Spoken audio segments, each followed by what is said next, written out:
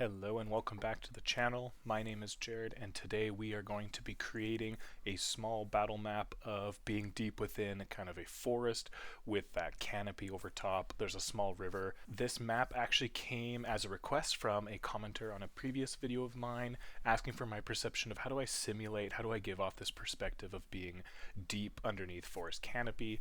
We'll get to that a little bit towards the end. One of it is just a fairly easy filter that Inkarnate already has built in, and the other is use of shadowed trees with a bit of opacity.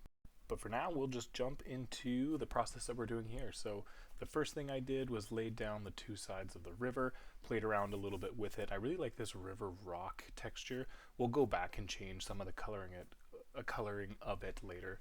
I find that the default colors really also line up with these large rocks. The goal with these rocks, spreading them all over the place, trying to make it feel a bit more organic, and just bringing in obstacle to help break up the forest floor. I know also when the few times I'm out in the wild, there's also some really cool rock structures that are big and you can climb on them. I have kids, so that's why I'm paying extra attention, although sometimes people just think rocks are cool. Creating a little bit of a rock slide over here, again just building into some storytelling that could be taken. Line of sight is always a big one.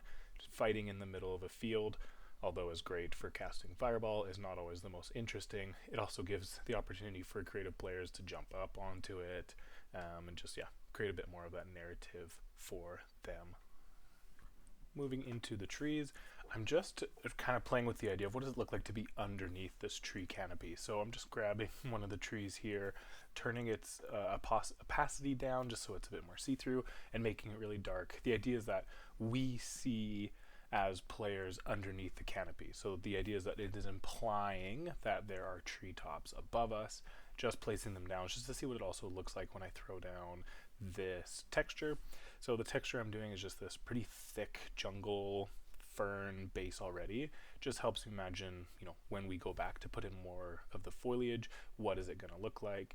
It's also a little bit of a cheap way of if I miss a spot or just creating that, I'm letting the textures do the work instead of having to use so many stamps. And moving on to the path, I'm just using a mixture of dry mud, wet mud, changing the colors a little bit. I always like to start with the darker colors and then I add a lighter opacity on top of it just to help break up some of the pathing. And you'll notice on the path already it looks like there's a bit more color and textures, and again a reminder that's that low opacity tree already kind of shining through.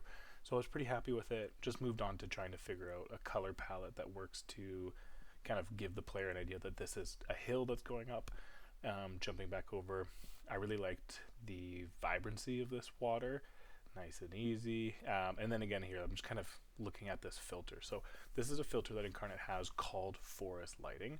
I've seen some maps where they just tack it on at the very end and it looks not so great. I've also seen uses of it where you also mask it to make it look really nice. I'm going to try and meet it right in the middle. So I'm not applying any mask to it. I'm not doing any special customs. I will do one option where I just leave it as that, 100% texture over top of it all as a filter, but I'm changing a bit of the colors. So we'll jump back to that. Again, I'm just trying to really visualize what it looks like as we go. Some other questions that commenter had asked was how do I simulate the idea of kind of tall trees? I've seen some really good isometric maps where they have logs in certain angles, they change the height and width.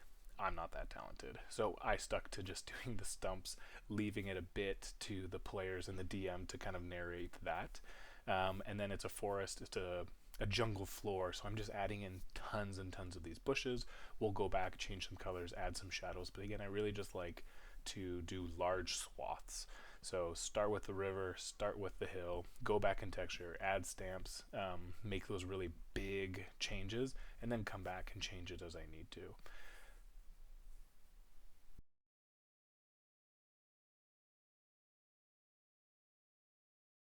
Coming again, just trying out these shadows. I thought I would add them, make them a little darker, just for myself. Do I like the look of this? Do I get the impression that if I was to look at this a few feet back, are we underneath tree canopy?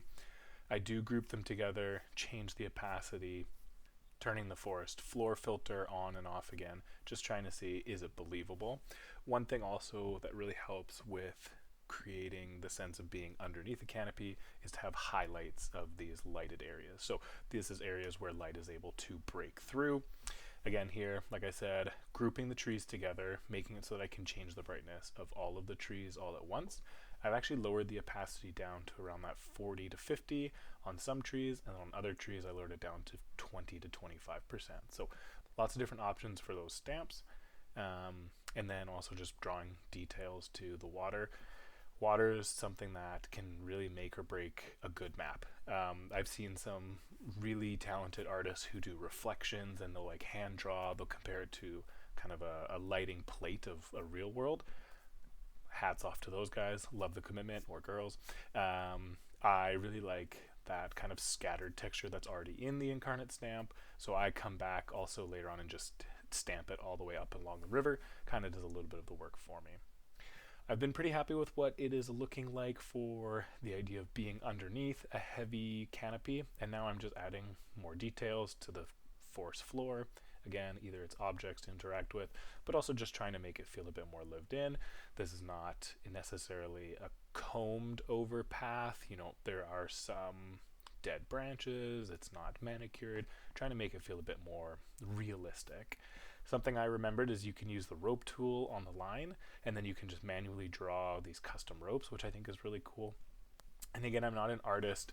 I don't have a degree or understanding in lighting or textures or how to design, you know, the perspective, but just putting it together, your mind fills in the gaps. That's one thing that I really appreciate in Inkarnate, is the stamps and the textures that they give you already work so well with each other that you're able to put things together with a little bit of practice, watching some videos. Maddie also has some really good videos on YouTube as well for tutorials. And eventually when you put enough on the screen, your mind, other people's minds, they start to draw, they connect the dots. Our brain wants to see an image, so we're going to do a little bit of the work on our own, especially when you're actually playing. You're usually more zoomed in, you have tokens, if you have, you know, animations, things, music going on. The idea is the Battlemap is supposed to enhance play. So whether it's perfect, whether it needs some work, just start the process, and eventually you'll be happy with it. Just coming back and making it look like there's some glares, maybe some ripples in the water. And this is the final product. Added another filter for clarity, for desat, depending on how you would like it. I'm pretty happy with how it turned out. If you were the commenter from the first video, would love to know if you found it helpful, or if you think this is what you were looking for or not. Again, if you want to see something in the future, let me know. Leave a like, leave a comment, subscribe, and we'll see you in the next one.